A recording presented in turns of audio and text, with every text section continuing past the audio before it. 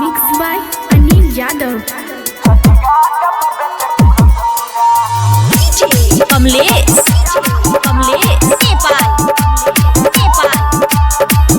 Presented by RLA Recording Studio. बलि के ओहार बाके तनले परब का पार मोर बनले एगो दुकान बाके छनले बाटे खिसियात जे भी जानले बलि के ओहार बाके तनले परब का पार मोर बनले एगो दुकान बाटे छनले बाटे खिसियात जे भी जानले अरे कहन की जाई कोसिया भराई त जाके बाहर नहीं दूरा सखी पिया बा हमार बेलूरा छठी घाट पर बेचे कुरकुरा सखी पिया बा हमार बेलूरा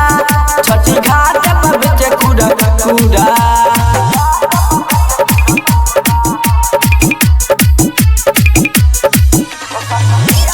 कमलेश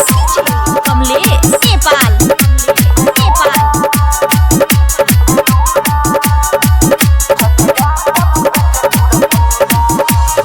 घाटे पर सुतिया जे लालबा बिछवाना बेचे पारा का संगे और फुलावाना घाटे पर सुतिया जे लालबा बिछवाना बेचे पारा का संगे और फुलावाना हो और फुलावाना हो और फुलावाना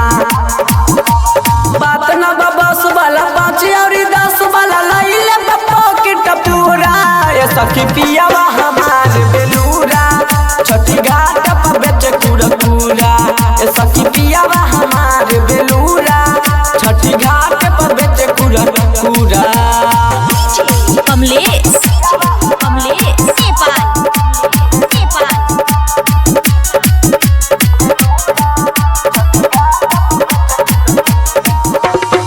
बोली ले कुछ जाता टेल हकी चले दुकानों करे ढेरे बागहकी बोली ले कुछ जाता टेल हकी चले दुकानों करे ढेरे बागहकी हो ढेरे बागहकी हो ढेरे बागहकी अरे राइटर थारू छोटू बिहारी अनिल बात माने पूरा सखी पियावा हमार बेलूरा छठी घाट पर बेचे कुरकुरा सखी पियावा हमार बेलूरा छठी घाट पर बेचे कुरकुरा Presented by RLA Recording Studio.